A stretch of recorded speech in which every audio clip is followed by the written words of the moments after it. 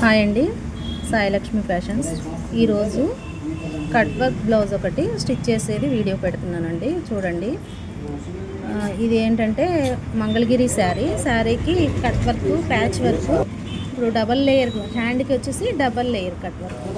అది master cut చేస్తున్నారు. చూడండి కట్ వర్క్ ఎలా కట్ చేస్తున్నారు. ప్యాటర్న్ తోటి చిన్న పేపర్ని ప్యాటర్న్ లాగా కట్ చేశాను నేను. దాన్నే పెట్టి డ్రా చేస్తున్నాము. డ్రా చేసి క్యాన్వాస్ మీద, పేపరు క్యాన్వాస్ ఉంటుంది కదా, దాని మీద కట్ చేసి కట్ చేసుకొని దాన్ని మళ్ళీ మనం లైనింగ్కి అటాచ్ చేసుకోవాలి. ఐరన్ చేస్తే స్టిక్ అయిపోద్దండి. దాన్ని కట్ చేస్తున్నాడు చూడండి. అది నీట్గా అదే రౌండ్ సేమ్ అలానే కట్ చేసుకోవాలి. అన్నీ కూడా చేతికి రెండు వైపులా వస్తుంది. మళ్ళీ పైన కట్ చేసేసి అది డ్రా చేసుకుంటున్నారు. ఫస్ట్, సెకండ్ అని మార్క్ చేసుకుంటున్నారు. మార్క్ చేసుకుంటే మనకి కుట్టేటప్పుడు అయితే ఈజీగా ఉంటుంది అన్నమాట. ఇది వచ్చేసి బ్యాక్ అండి. బాల్స్ అటాచ్ చేశాడు. నాకు కస్టమర్స్ వస్తున్నారు, అందుకని మధ్యలో వీడియో తీయలేకపోయాను. బాల్స్ అటాచ్ చేశారు. పూర్తిగా అయ్యాక మీకు అర్థమవుతుంది. చూడండి, దాన్ని అటాచ్ చేసి తీశారు. మళ్ళీ దీనికి చూసారా బాల్స్ కలర్స్. శారీలో 2 కలర్స్ ఉన్నాయి. ఆ 2 కలర్స్ కూడా మేము ఇలా అటాచ్ చేసామన్నమాట. అటాచ్ చేసి ఇదేమో హ్యాండ్కి వచ్చేసి కట్ వర్క్ చేస్తున్నారు.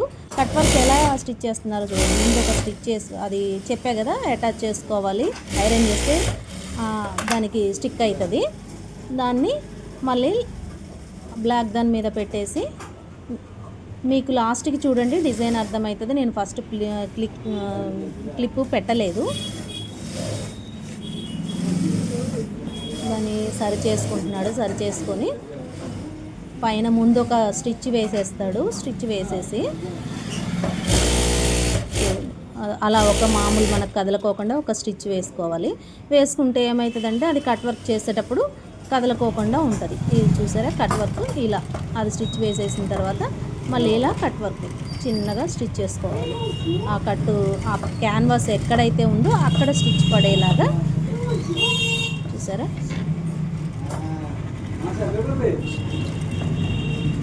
అలా స్టిచ్ చేసుకోవాలి. చిన్నగా చూసుకుంటూ ఆ ఎడ్జ్, ఆ కోణాల్లో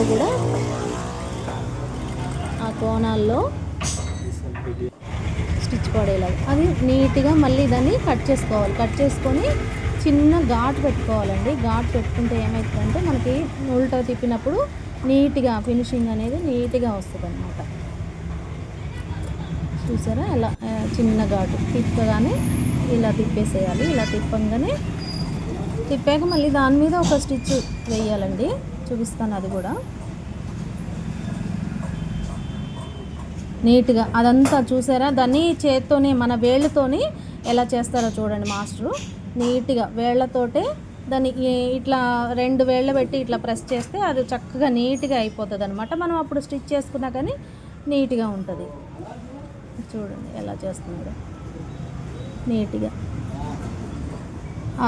అలా అంటే ఇలా 2 వేళ్ళు పెట్టి అలా అని తర్వాత పైన చివరికి ఒక కుట్టు వేసుకోవాలి. చిన్నగా ఒక కుట్టు చిన్నగా అదే దాని మీద లైన్ ప్రకారం వేసుకోవాలి. ఆ లైన్ ప్రకారం వేసుకుంటే చాలా నీట్గా వస్తుందండి. మనకి కట్ వర్క్ అనేది బాగా సెట్ అవుతుంది కదా. ఇది వచ్చేసి బ్యాక్. మళ్ళీ బ్యాక్ మనం ఇందాక అటాచ్ చేసుకున్నాం కదా, సేమ్ అన్నీ back cut work, hand cut work అన్నీ రెడీ చేసుకొని ఇలా వేసేసి మెయిన్ క్లాత్ మీదే వేసేసేయాలండి. మెయిన్ క్లాత్ మీద వేసి లోపల లైనింగ్ మామూలుగా అటాచ్ చేసేసుకోవచ్చు. మీకు నేను ఏదో ఎగ్జాంపుల్గా అలా కుట్టే విధానం చూపిస్తున్నాను. మీకు పూర్తిగా కావాలి అంటే, నేను ఇంకా క్లారిటీగా కావాలండి మాకు అని అంటే నేను క్లారిటీగా కూడా బ్యాక్ చూసారు. ఇప్పుడు లైనింగ్కి పైపింగ్ వేసేసామండి, బ్లాక్ పైపింగ్. దాన్ని మళ్ళీ వేస్తాం. ఇది కూడా చూసారా, మళ్ళీ ఆ కట్స్కి నీట్గా మళ్ళీ స్టిచ్ చేస్తున్నాడు. నీట్గా అది మళ్ళీ లేవకూడదు కదా, ఆ కట్స్ అనేవి ఆ డిజైన్ మీద అట్లా కూర్చుండిపోవాలి కదా, అందుకని నీట్గా అట్లా స్టిచ్ చేస్తున్నాడు. అది మొత్తం అటువైపు ఇటువైపు 2 వైపులా కూడా అలానే స్టిచ్ చేసుకోవాలండి. స్టిచ్ చేసుకొని లైనింగ్ కూడా వేసి స్టిచ్ చేశాడు. దాన్ని పైపింగ్ వేసి ఉల్టా చేసేసుకొని ఇంకా లైనింగ్ అటాచ్ చేసి ఇంకా బ్లౌజ్ స్టిచ్ చేసి వేసుకోవడమేనండి. ఇంకా పైపింగ్ పైన స్టిచ్ చేస్తున్నాడు. ఇక్కడ 2 కలర్స్ ఉన్నాయి చూడండి. భయ్యా ఎలా చేస్తాడో అసలు మనము చూడండి. అక్కడ కలర్ వచ్చేసరికి వేరే కలర్ కదా, అది వేయడండి. మళ్ళీ ఇటు వచ్చేసరికి ఇటు చేసుకుంటాడు. మళ్ళీ అక్కడ కలర్కి ఆ దారం మార్చి మళ్ళీ స్టిచ్ చేస్తాం. అంత నీట్గా ఉంటుందండి స్టిచ్చింగ్ మన దగ్గర. చూడండి ఇలా వేసుకోవాలి. ఇలా వేసుకొని మొత్తం ఇంకా లైనింగ్ అంతా అటాచ్ చేసేసి చూడండి. ఇక్కడ సెంటర్ చూసుకోవాలండి. ఇది సెంటర్ చూసుకొని ఇది ఇటే స్టిచ్ చేసుకోవాలి. మళ్ళీ ఉల్టా తిప్పి అదే అటు. అప్పుడు మనకి కరెక్ట్గా ఎక్కడా కూడా కొంచెం కూడా తేడా లేకుండా వస్తుందండి. ఇలా లైనింగ్ మొత్తం అటాచ్ చేసేసుకొని ఎక్స్ట్రాస్ ఉన్నాయి అన్నీ కట్ చేసేసుకుంటే మనకు బ్యాక్ పార్ట్ రెడీ అయిపోతుందండి. హ్యాండ్స్ ఎలాగా ఇందాక చూపించినట్టు కట్ వర్క్ అండి. ఇంకా దీనికి ఫ్రంట్ వచ్చేసి మామూలు క్రాస్ కటింగే పెట్టాను. క్రాస్ కటింగ్ మన మామూలు బ్లౌజ్ కటింగే పైపింగ్ వేసేసి బ్లాక్. చూసారా భయ్య ఎలా వేస్తున్నాడు. ఓకేనండి, ఎలా రివర్స్ చేసి ఎలా వేసాడో చూసారా. లైనింగ్ మొత్తం అంటించుకున్నాక మామూలుగా ఎక్స్ట్రాస్ కట్ చేసేసుకొని ఇంకా blouse normal blouse front part stitch చేసేసుకుని ఉన్నాడు. అదే అటాచ్ చేసేస్తాడు. మీకు బ్లౌజ్ స్టిచ్చింగ్ ఏది కావాలన్నా నాకు ఒక చిన్న కామెంట్ పెట్టండి, మీకు నేను అన్నీ వివరంగా పెడతాను. ఇది మామూలుగా నేను ఈ మోడల్ కుడుతున్నాము. మీకు ఒక తెలియని వాళ్ళకి ఎవరికైనా ఐడియా ఉంటుంది, కొంచెం క్లారిటీ ఉంటుందని. మొత్తం కుట్టాక చూడండి బ్లౌజ్ ఎంత నీట్గా ఉందో, అసలు చాలా నీట్గా ఉంది చూడండి. బ్యాక్ వచ్చేసి ఇది బ్యాక్ బాల్స్ కట్ వర్క్ ఇలా చూస్తారు కదా కుట్టింది అది. హ్యాండ్ వచ్చేసి హ్యాండ్ మీద అలా 3 బటన్స్ పెట్టామండి. మనకు కావాలంటే ఇక్కడ కూడా బాల్స్ వేసుకోవచ్చండి.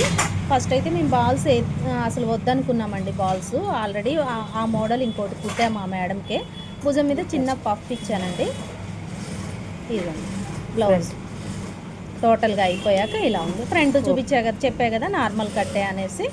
నార్మల్ బ్యాక్ వచ్చేసి అది శారీ అండి. ఈ శారీలో ఉన్న కలర్లే మనం యూజ్ చేసాం.